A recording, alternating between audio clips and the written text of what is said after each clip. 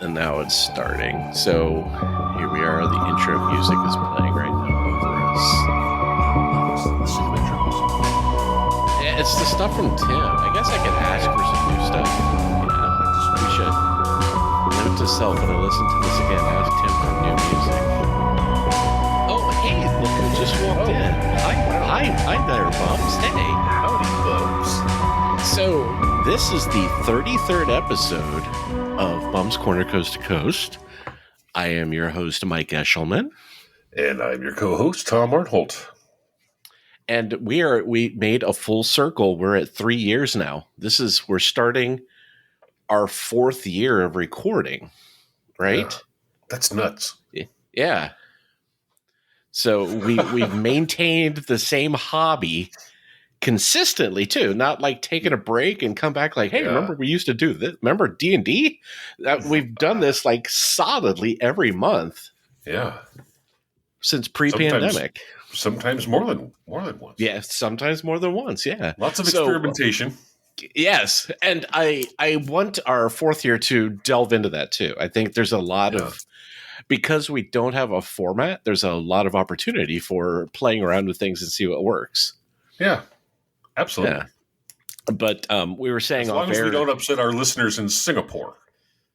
That guy or that girl guy fucking rocks. I'm telling you. So we were talking off air about Peggy couldn't make it. She wanted to, but she just wasn't feeling it tonight. But Tom added a bunch of new articles to our shared folders, and it's funny. I almost picked the one he picked.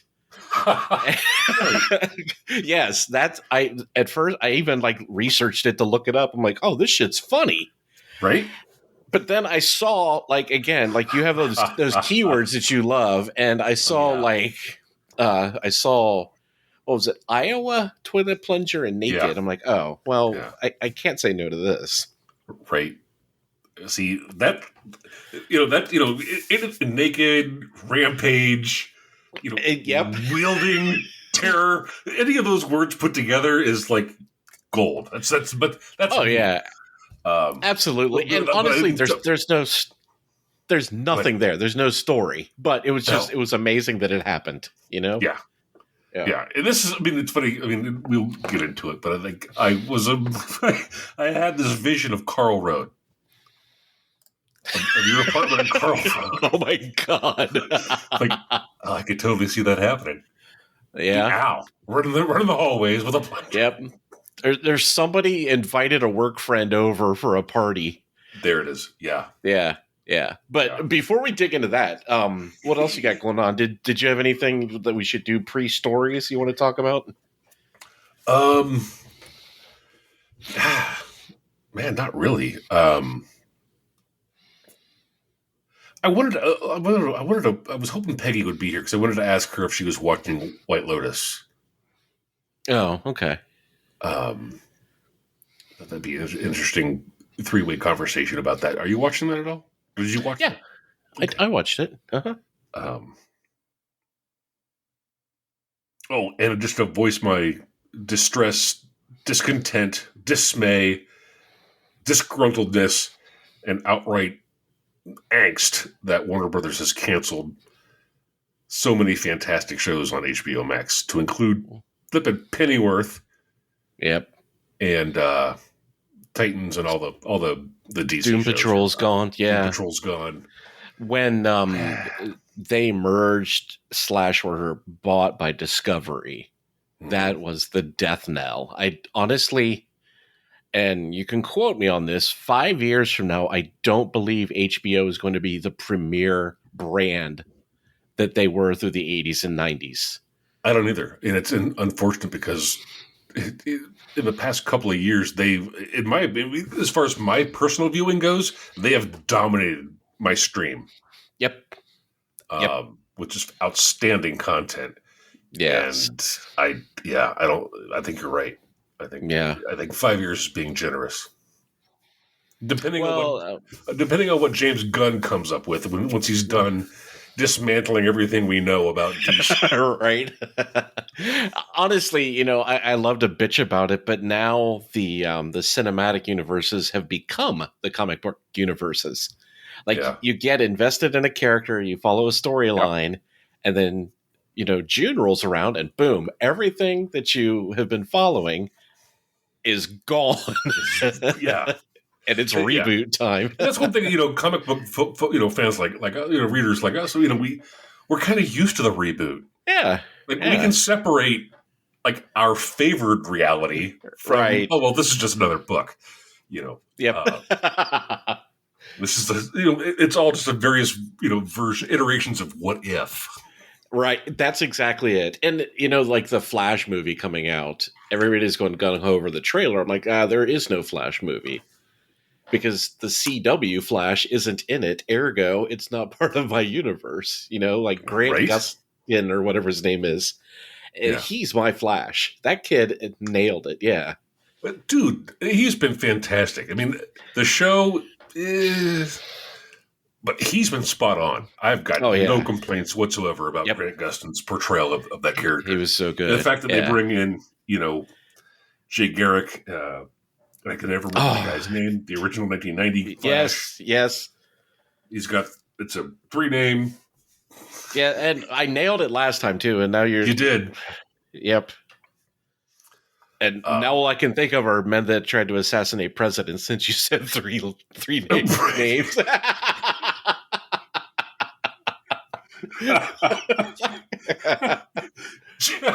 Jay Garrick, portrayed by John Wilkes Booth. And he's in a theater. What? Right? He was an actor. Yep. So, now, I guess there's a good what if.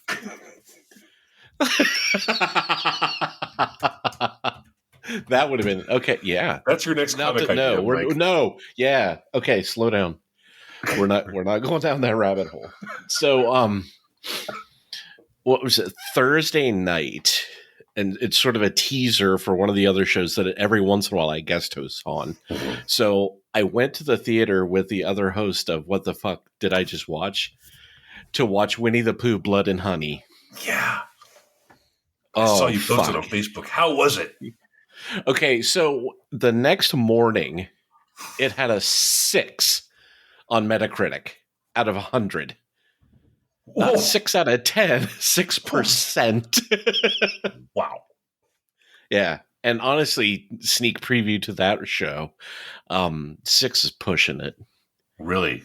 Oh, yeah, just bad writing, bad acting, bad, terrible editing.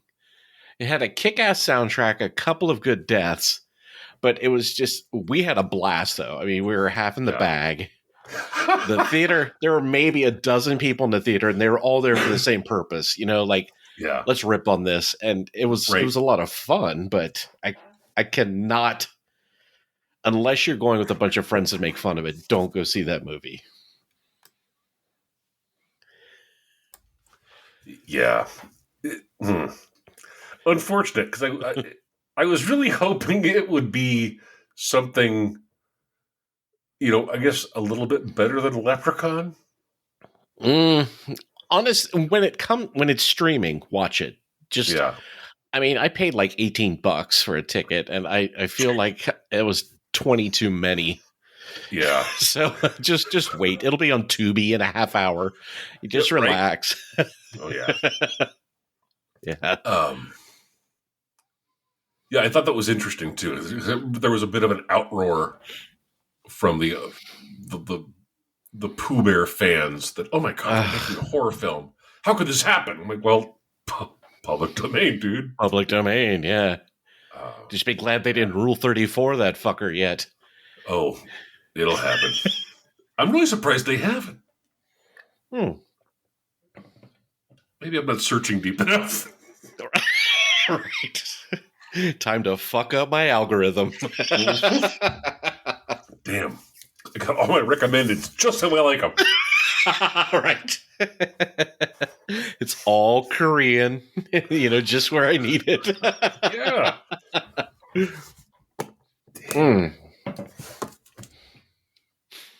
But I guess speaking of Tubi, we there were a bunch of alerts that just showed up on our app, but I think we're doing okay. I didn't get any. Oh, okay. So we're still going. But okay, so we'll ignore that part and maybe even edit it out as I figure out what I'm doing. But speaking of Tubi, one of the articles that you plucked out of the ether had to do with their Super Bowl commercial. Is that right? That is correct. Now, I did not watch the Super Bowl. I listened to most parts of it. Okay. But not as a fan. I listened to it as I was working. Okay. So I wasn't really paying attention to the game. And of course, I've missed all the commercials. However, interestingly enough, there was quite apparently a controversial commercial regarding Tubi. The cute little Tubi? Yeah. Apparently, people broke up over the Tubi Super Bowl commercial. Oh. Were you among the people Tubi pranked when they aired their Super Bowl commercial, which made it seem like someone was changing the channel during the big game? Apparently, it resulted in at least one breakup. A Reddit user posted to the Off My Chest thread, claiming to be a 23-year-old woman who broke up with her 25-year-old boyfriend after his chaotic reaction to the 15-second commercial. Quote, my boyfriend thought I was the one changing the channel and began screaming at me violently, calling me things I don't even want to write down. Even as I told him it was a commercial, he ignored me and kept blowing up at me and punched a hole in the living room wall. The boyfriend, whom she had dated for over a year, eventually realized it was a commercial and apologized. The storyteller felt the damage was done, so she gathered her things and left to go live with her parents the following day. I left him a note telling him how I felt and how I didn't think we were going to work out long term, the woman explained. She said her parents argued she's the one who overreacted. They apparently told her he had a bit to drink and the Super Bowl gets everyone riled up. She countered, I don't think it's normal to be that angry. A majority of the Reddit users are agreeing with her, with some urging her not to give her boyfriend a second chance. Yes. Yeah, run, girl, run. Yeah. And fuck her parents for trying to coax her to getting back into that relationship. God, like, how desperate does a mom need to be to have her daughter married? Right? Like, oh, he only beats you when you deserve it.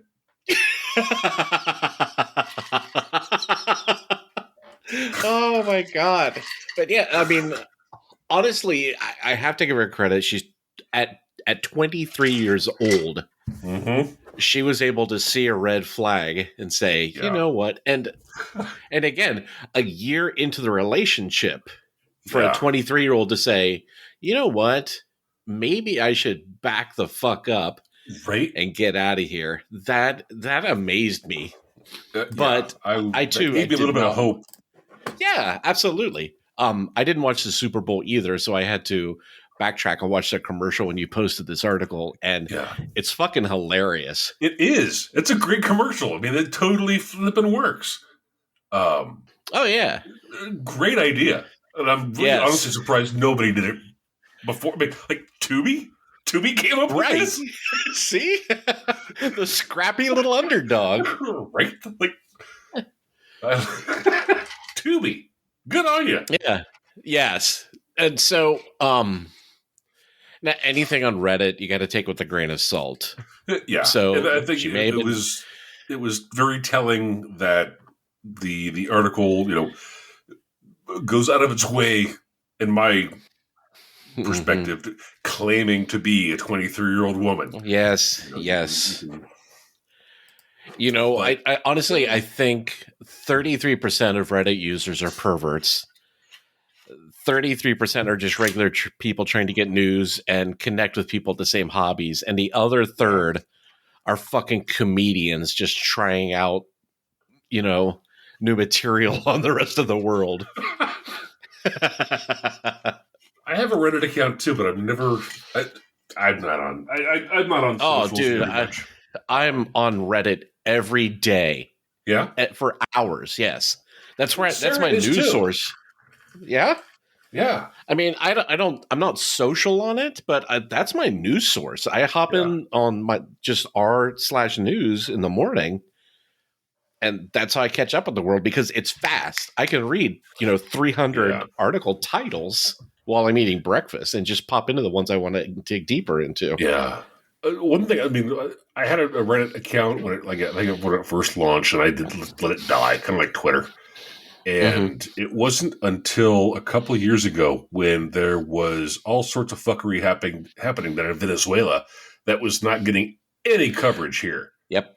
And Sarah, who is on Reddit all the time, was like, "Have you heard about this?" I'm like, "No." And so I kind of re-engaged, and I'm like, "Okay, so there is some validity to this. This right? Like you say, it's kind of a news source." Yeah, absolutely. Well, shit. 2 weeks ago in Ohio, I was on Reddit seeing pictures of a reporter face down, surrounded by authorities with being handcuffed. And so I'm like, shit, for a deeper check, maybe I'll tap into the Dispatch and see what they have to say. Fucking crickets. Yeah. No Ohio media was covering this. So I jumped back to Reddit and there were hundreds of articles about it, Yeah. So it is what it is. It's still fucked up. Shit.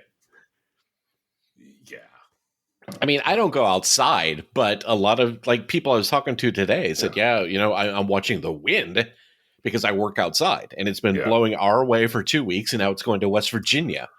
Yeah. Like, oh, fuck. This is rough. Mm-hmm. Yeah. Craziness. I mean, and it's not that one. So it's all social media, and I have a hard time just discerning between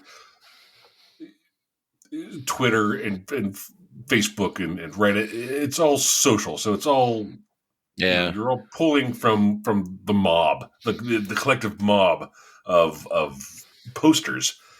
But it seems that Reddit tends to self-moderate better than others. It is because they're not selling ads the way Facebook and Twitter are.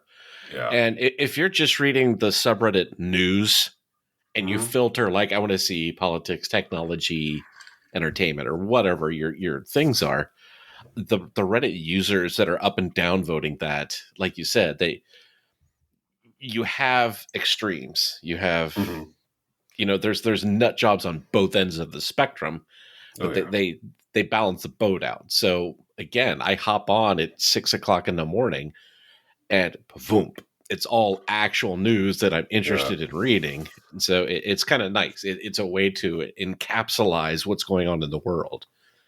Because, the front page of the New York Times website's only so big. Right. There's 30 articles, and then I get to Wordle, and then I do my Wordle, and then I'm done. It's like we used to work at 456. We get the paper, we read section do the crossword. Do the crossword. Yep. Check out the entertainment section. What's going on? Yep.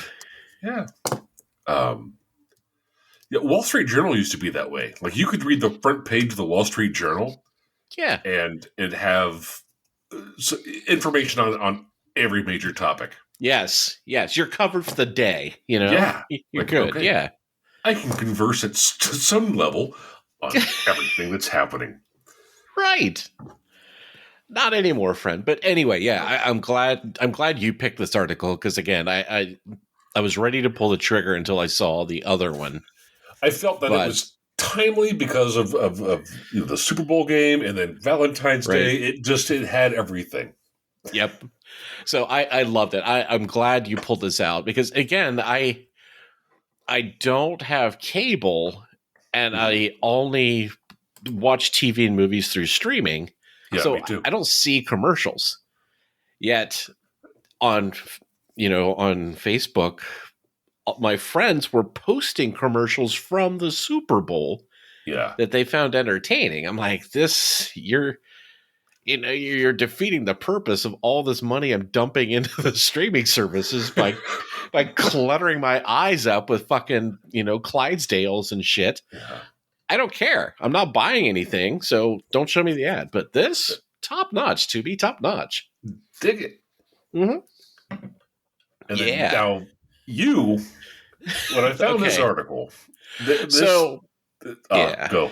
Yeah. Well, I was going to say, we on this show we spent a lot of the summer trying out different things and screwing around and bending things to see when it would turn white, and we're afraid we'd break it, and so we'd put it back, and so we ran the gambit. So I thought let's start our 4th year going back to our roots. So Tom, as the stupidity truffle pig that he is, found this little gem. And it's recent, too. This is 12 days ago this happened. Okay? Yeah. At time of recording. Naked man wielding toilet plunger strikes terror at Iowa hotel. Guests of a hotel in Des Moines, Iowa were in for a big surprise when a naked man waving a toilet plunger began pulling fire alarms. KIRO reports 21-year-old Trevin Wayne Hill, 3 names, of Las Vegas was arrested by Polk County authorities on January 28th for the bizarre incident. He was charged with assault while displaying a dangerous weapon, as well as disorderly conduct and first-degree criminal mischief. The Des Moines Police Department reports Hill, with plunger in hand, was on the 18th floor stairwell of the Des Moines Marriott downtown when he approached a hotel guest. He made threatening remarks to the victim and began chasing him. During that time, Hill also began pulling fire alarms as he ran across several floors, all while swinging his plunger. Police officers eventually arrested and took him to the county jail. Hill posted bail the following day and later appeared in court, where he pled not guilty to the charges. This is classic Bum's Corner Coast to Coast fodder. Right. Yes. It's got everything. I read the headline and it sang to me. It was like the lady of the lake holding a Goloft Excalibur. Yeah. Right? This is why we do what we do, people. For sure. The only thing missing was the result of his blood test to tell us what sort of shit, what concoctions he came up with. We needed a toxicology screen because something's going on. So what drew me to this, though, originally was the fact that he lives in Las Vegas, but pulled this in Des Moines, okay? If he had stayed home and done this, it would not have even shown up on the police blotter. That's a blip in Vegas crime. Des Moines? Right. No. in Vegas, it's like, hey, Trayvon's had it again. Right? Yes, exactly. I'm on it. We're going to 219 on the 18th floor.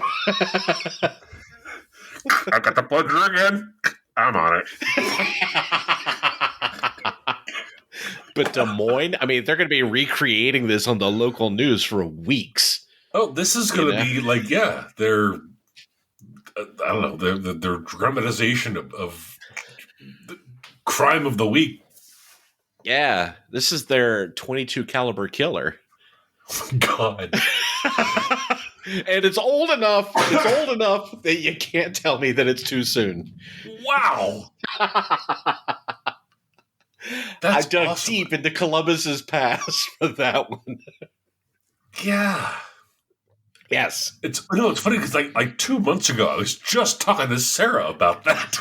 Oh, really? That's awesome. Yeah. I mean, not awesome, but Well, yeah. I mean, bittersweet, but wow, but cool, but yeah. but yeah. I mean, more recently, we had that guy that was like popping up in his trunk with a high caliber rifle, picking people off on their freeway. Mm-hmm. But that's not as fun, you know. Now, what are Not as those fun. two guys that were doing that in DC a couple of years ago? A couple, like 20. Yeah, 20. Yeah, I think you're right. That was a couple decades ago. But yeah, fucking Trayvon, man, or Trevin, I guess. And Trevin. if you look up his picture, it's Yeah. exactly what I pictured in my head. That's why I included the link. Yes. So, I mean, he's only 21, so he's not like that meth riddled, terrible looking, 21 going on 80. No. Hey, he's still fresh and young and stupid looking. Yes. He's got that a fucked up. Yeah. Again. Turn to my left or your left.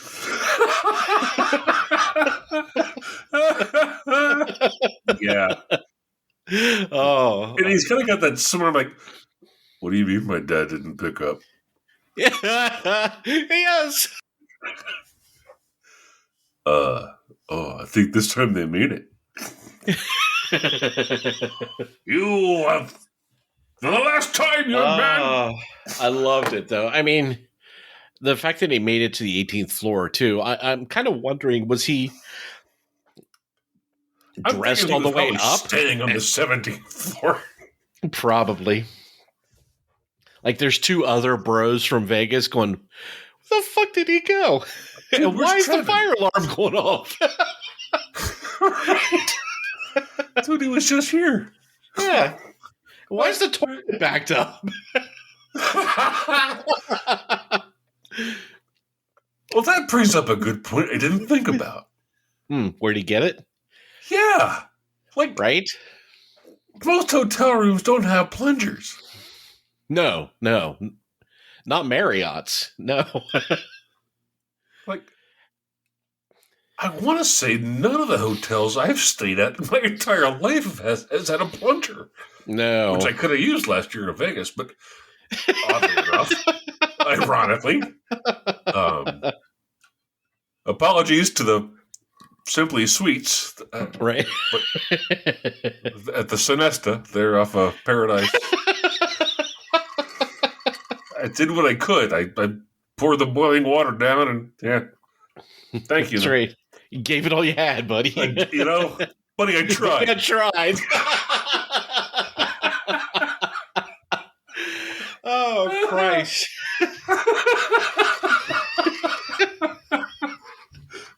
So again, Trevin, thank you. I'm not going to get on my mental health soapbox because I think you're just an idiot 21-year-old. Yeah. And I respect the shit out of you for that. Right.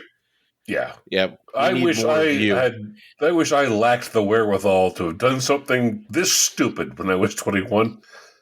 Yep. And again, he's mixing it up. Have I run down a hallway with a plunger? Absolutely. Have I set off a fire alarm? Sure. Yep. Have I been naked when I shouldn't be in a hotel? For sure. Yep. But do you do all of them at once? No, you don't. It's like the Triple Crown. Yeah, it is. The trifecta of dumb. The trifecta of stupidity. And honestly, okay. I'm surprised. I almost feel like kind of not embarrassed, but like we should have done this. Yeah. Okay. So to that point, we should be talking about. Hey, here's a story about this guy. Remember when we did this? So speaking to that, when I read the line, he made threatening remarks to the victim and began chasing him. Who do you picture immediately in your head? Mike Casey. Really? Yes. Because I only heard about a third party, but didn't he chase some poor girl down the hallway at a hotel in a bath towel or something like that? I've never heard that story. Okay, then we are going to push that back because whose wedding did that happen at? I want to say it was like a band thing. Like maybe you guys were out of town for that or something to that effect, where he was just fucking around and probably was in somebody else's room in his towel and just like terrorized some little girl. Oh shit. No, I don't. I honestly have no recollection of that whatsoever. Okay, we'll table it until we have our editor back. Peggy, if you're listening, please call. Huh. Mm-hmm. Because the closest thing I kept thinking of was the fire extinguisher at the Carroll Road apartment. Yep. Which And again, wasn't that like somebody who brought a friend? Yes, it was some third party dumbass that neither I nor Al directly invited. It was some goofball that somebody worked with. So I don't remember if the police were called that night. I think they were, because these idiots were running up and down the hall, like beating on doors and set off the fire extinguisher in the hall. I recall throat punching that person. Good. They deserved it. Was that the night before you and I had to drive to Cincinnati with Daniel to go to BW3s?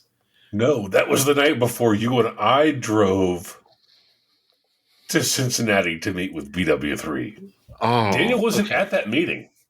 That's right. Because I remember, just like when we went down to Dayton for the National Cash Register. Yes, I remember that. We met with Baldwin. No. What the hell is his name? Not Baldwin. Bauman. Wow, damn. At NCR in Dayton. Yeah, to get the POS system? Yeah. Wow. Good memory. I'm not sure how that worked. I remember being like waking up thinking that was stupid, because now we have to like meet with these people hungover. We probably were sweating booze too. God, we were dumb. Not like Trevin dumb, but we were pretty dumb. Oh yeah. Do you remember when we tried to get a BW3 franchise at the French Market? Yeah. So, okay. Here's the funny thing. They stole our idea. I'm sure.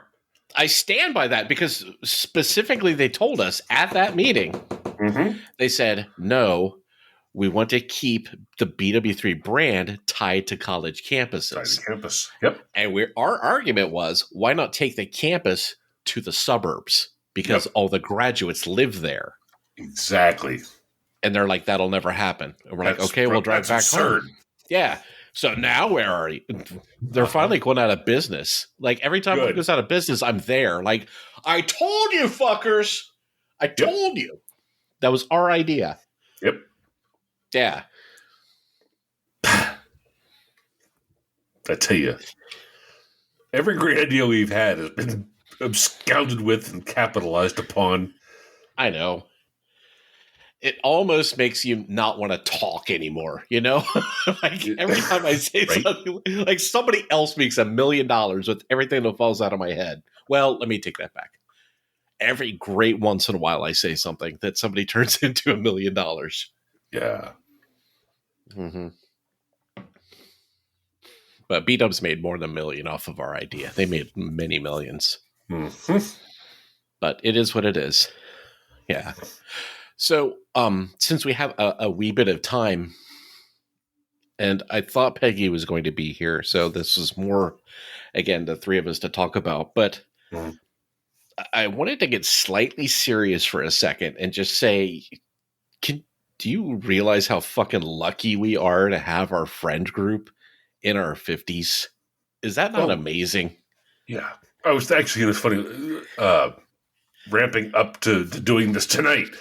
I was kind of reflecting about, this is 3 years of doing this. Yeah. With my best friend.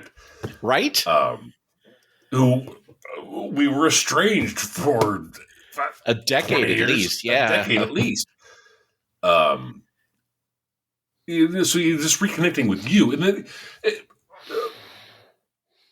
but our friend group, and it overlaps. Yeah. It cascades from that. Mm-hmm.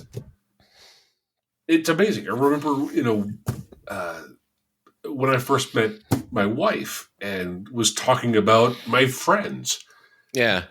and she's like, "Oh, are they local?" I'm like, "Well, no, they're in Ohio. They're Yeah. from high school." She's like, "What?" Mm-hmm. Like that, and everyone I've talked to since, like apparently we're like a freak. We're an anomaly. Yeah. Oh, yeah, for Um, sure. it's apparently very rare to maintain the Yes. tightness and the ability to pick up where you left off after X amount of years. And that it was something I was reflecting on too. I sort of got all emotional when we were starting year 4, but I was thinking back to the Dylan concert. And again, Tom and I, you may be right. It may have been a couple decades since we'd seen each other. Not that we had a falling out. It's just No, we're a country away from each other, honestly, and yeah. we had shit to do. We had, we were raising families and working on our careers. So shit happened. We lost touch. But when I picked you up at Plus, the I was a little airport, out of town for a decade. And yeah, yeah. So yeah, was doing a that, little inaccessible. yeah. There's that war thing. Well, yeah. So, but it was I get to the airport to pick him and George up, and the second I I see love Tom, it. it's like I had seen you 2 days ago. You're like, hey, what the fuck, and, and we're just hanging out, like no time had passed whatsoever. It was I beautiful. love that you were standing there with the sign that said beer. Here, That's my guy.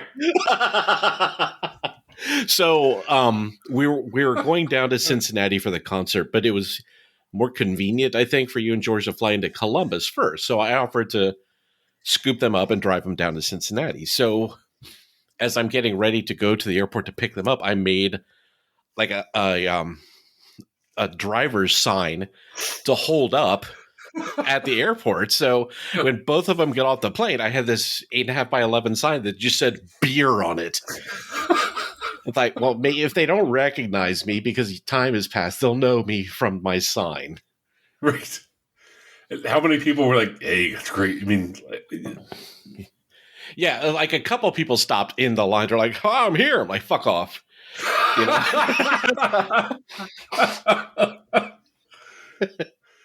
Awesome. Yeah. Yeah. That was just fucking like that weekend was surreal. Reconnecting with you,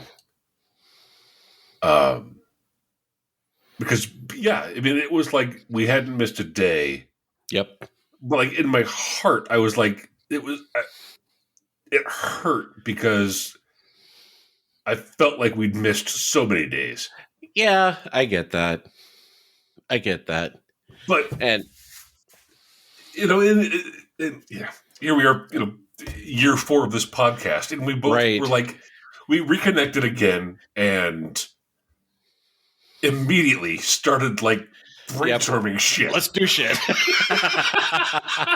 Like we always used to. Like, it'll be fun. And here we are. Yeah.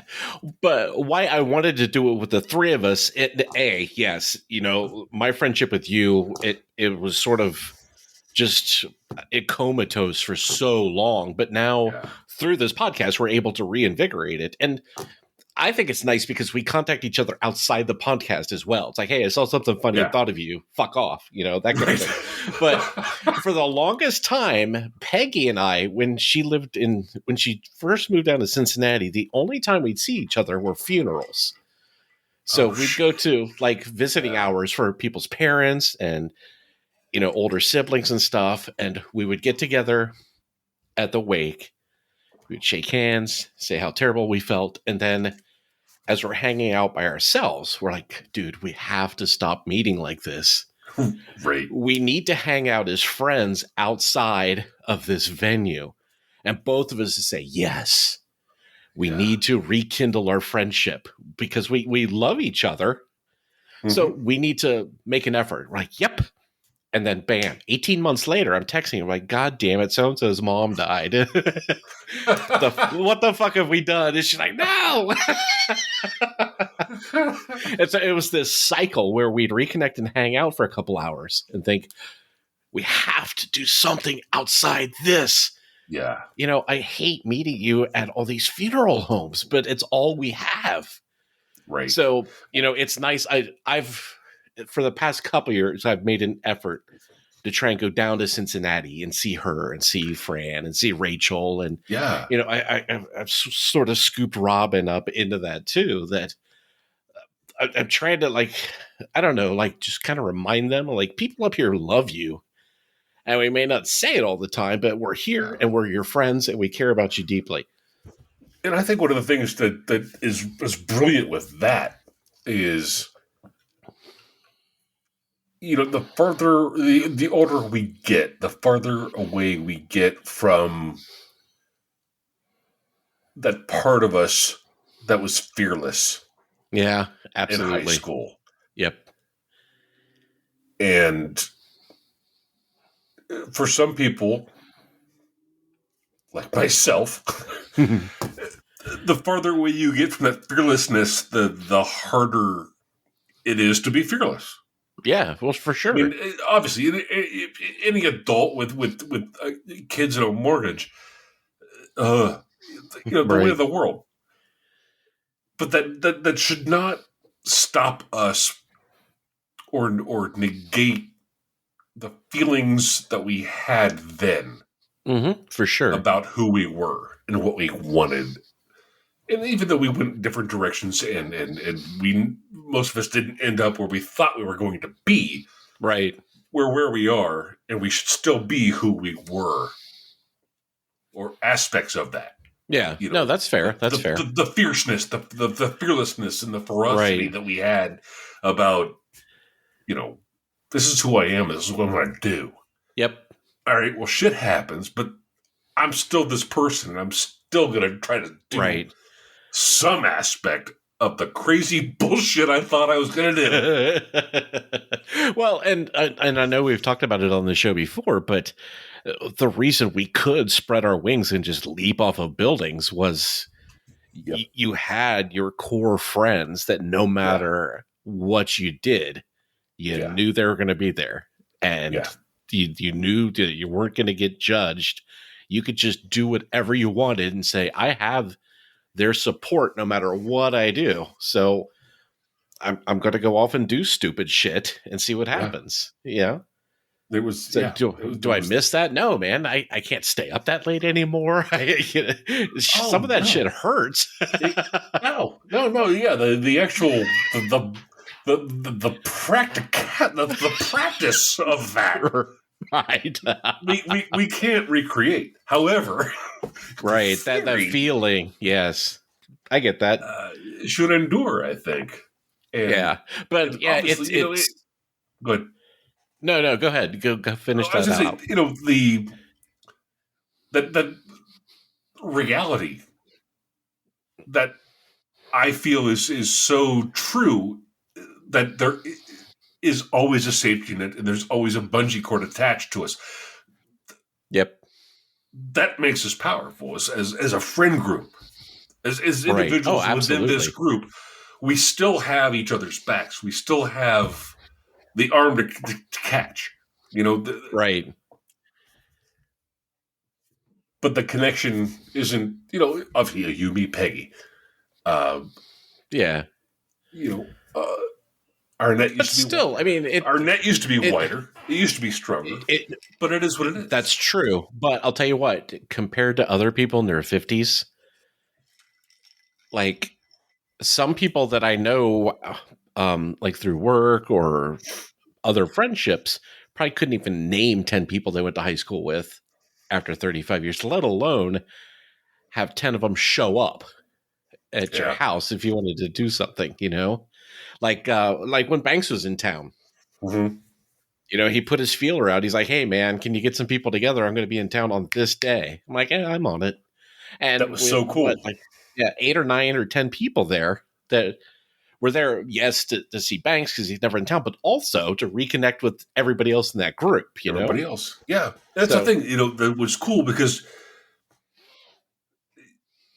yeah, it was Banks was in town, but it was an opportunity to connect to everyone that 6 degrees of separation sort of thing. right. Well, not separation, 6 degrees of connectedness Yes. to reconnect with everybody within that sphere. And it's funny, he said the same exact thing he said 30 years ago when he came into town to me. Is we were at Coach's last time when we were younger, and he came home from California. And we were all there, at a big table. There were probably 20 of us. And he said, damn, he's like, this makes it hard to leave here. And I said, no, I will not see any of these people for months, if not years. Yeah. We're here for you, dude. So again, when we were at Egglehof's, he's like, I can't believe you guys still hang out. We don't, bro. We're here for you. But, the reality is that you pick up the phone or, the equivalent in 2023, and those people will appear, they're here. Yeah. Yeah. So that connection's still there and it's still strong. Yeah. Now, yes, you're right. Where if you cast the net, it doesn't go as wide, but it certainly goes as deep. I think deeper in a lot of respects. Mm-hmm. And I think a lot of unknown respects. I think that given opportunity is not the right word, but faced with the situation, I think any one of us would step up for any other of us to the best of our ability, regardless of how long it had been since we've spoken. Right. Yes, I will agree wholeheartedly with that. And again, that's special, and that's I wanted to bring that up to you guys, that I acknowledge that what we have is not normal, and I just I treasure the friendship that you and I have, and the friendship that we have with all of our friends too. Yeah, it's very unusual. I've not experienced or heard of anything like it. Right. In all my travels. So yes, I was getting all weepy-eyed when I realized that we were encroaching on starting our 4th year of this monstrosity. And I'm like, I was so glad. I'm like, God, I am so fucking glad that I got Tom back, And honestly, reflecting back all the way back, I think, honestly, you and I are better friends now than we were in our teens and 20s. Like between the two of us, that relationship. Yeah. Yeah. I would say yes. Like, I don't think there's anything I wouldn't tell you or ask you for when we were 20. Right. Yeah, in 1990, that was something. In 2023, right, I feel the same way. Yeah, and that has a lot more weight to it. It does, yes. And there are fewer people of it in the world that I think share that. Right. And so, yeah, for sure. Yeah, absolutely. You were then and you were now. It is one of my, you're my best friend. Easily, yeah. And you're mine. And it's, I don't think I probably would not have said that 15 years ago. And maybe when we were kids, I don't think I had a best friend when we were like in our teens and 20s. It's just, we were all there, You're the best friend part. And I'm using air quotes. It changed, with whatever you were doing, It's like, who's free? Who's available? Who's not working? Who's not working that night? Yes, that's it. I'm going to drive by Myers and just scoop up whoever is sitting in the break room. Yeah. And we're going to go out and do some petty crimes. Who's available? Let's go do some shenanigans. Yeah. And you would have that bonding moment. Like, Jesus Christ, I love you more than I did yesterday, and we're going to Yeah. repeat this whole cycle again with somebody else tomorrow. So At some point in time, yeah. Right? It was such a bizarre relationship that we Mm-hmm. all shared. Because everybody was interchangeable, but Yes. regardless of who was riding shotgun, you were going to have a good time. You were going to have a memory. Oh, absolutely. It was like the Super Friends. You know, not all the characters were in every episode. but each combination of them, you know, yeah, right. Yeah. You know, if you put the random three of us in a petri dish, that could be a completely different night from three other random people from that friend group. Yeah. You know, one of them you ended up at, Dublin movie theater and you watched something at 8:00 and you went home at 10. The other group started at the same place and wound up, at 4:15 in the morning watching the sunrise out in the woods, covered in chocolate. Who knows? Right. And by that time, when no one could tell what was chocolate and what was poop. Ah, youth.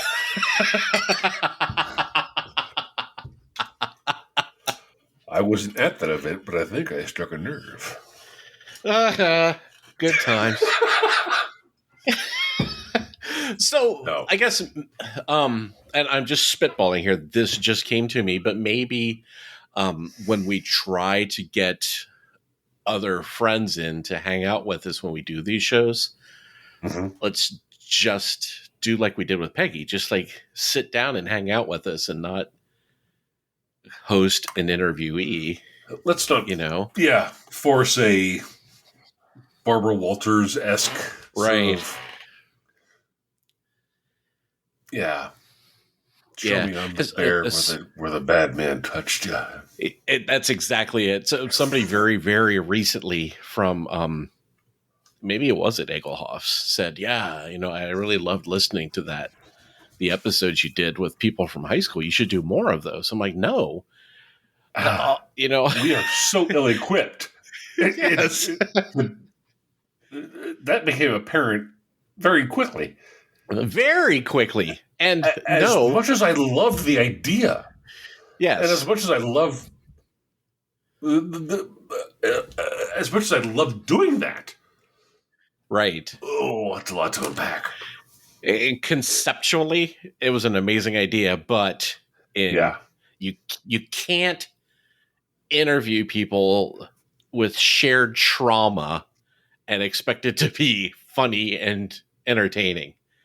When you're talking about that period of your life, like I think the one with you, me, and Anne completely turned me off from the whole thing. I was picturing Anne, like, we're going to laugh so hard, I'm going to pee a little bit and my ribs are going to hurt. And by the end of it, I'm listening to you two describe child abuse. I'm like, this is not fun.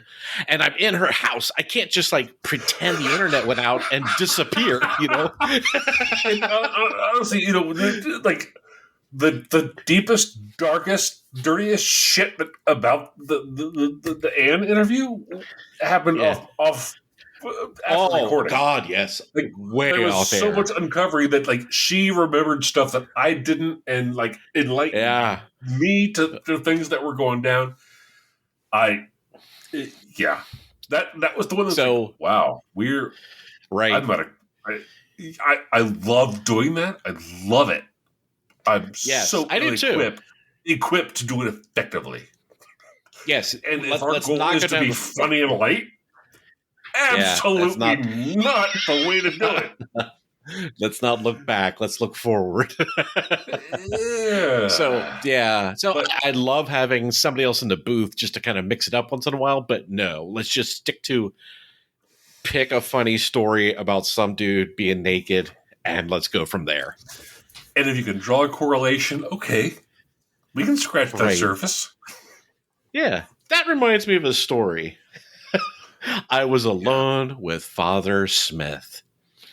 Yeah. I'm just kidding. I'm fucking kidding. But remember the psychological experiment they tried at St. Andrews? Fuck, I wasn't even aware of it. Yeah. Right? Good times, good times. No. So, Yeah. But to put a finer point on it, I'm looking forward to another year of hanging out with you and doing this and just the weird shit we come up with. Yeah. I think we're getting closer to having a greatest hits album available to the general public with the funny, weird shit we say. Holy balls. I've always wanted to do like a greatest hits album of our show. Yeah. And have it available on like cassette and vinyl. Yeah. Just like the season 1, episode 1, where you talk about nobody eats the neck. Like that whole homeless people spiel. It was the only time I was funny, season 1. That was so fucking funny. All of season 1, I was dealing with so much crap. Right? So I don't know. Maybe I'll bunch them all up and have somebody else listen to it and say, like, just highlight on the transcription where you laughed and hand me back those 3 pages of this 900-page document.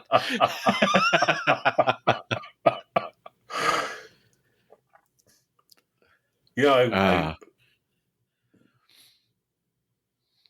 nobody eats the neck. Nobody eats the neck. You've had some gems throughout the years, and I think we owe it to the general public in Singapore to put something together for them. Yeah.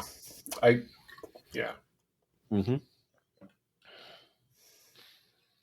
And the people of Ukraine. Yes, absolutely. You dropped out of the top 3, but understandably, you've got some shit going on right now. We'll see you next year. Yeah, we'll see you next year when Russia gives up. Okay, so what a great place to wrap things up, too. Yeah, that was dark and sad. Here we are. Yeah. Was it? We got all sappy, and then it got dark for a minute, and then here we are at the bottom of the hour. Yeah. So, thanks for spending your time with us. Absolutely. And we look forward to another year with you clowns. Yeah. Whatever you do, don't read.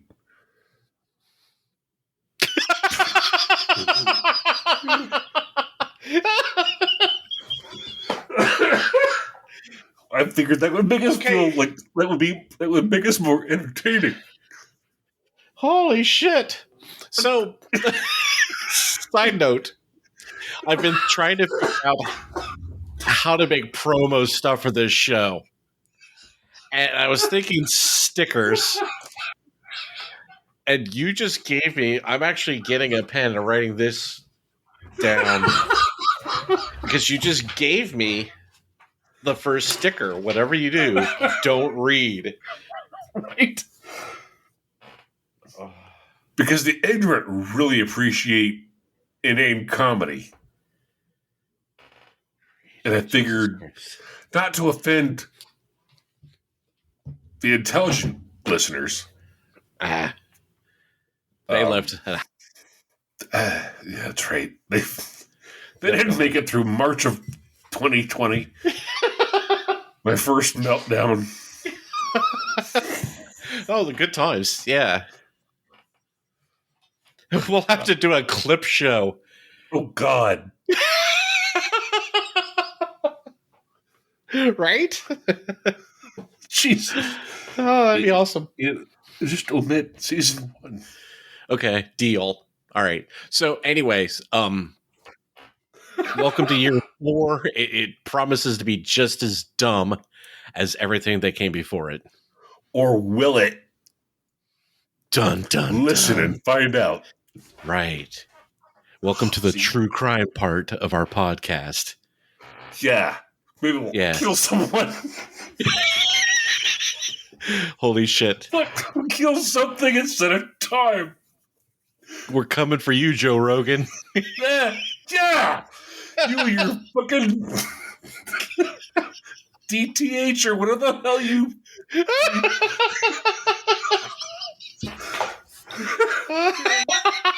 Life-altering substance. Oh, DMH. All right. uh, the lights coming on in the booth. I think that's our cue to wrap things up. So yeah, we're coming up on a hard break here. So I Gladys guess is here. Yep, We gotta go. Yep. So we will see you clowns next month. Thanks. Take care.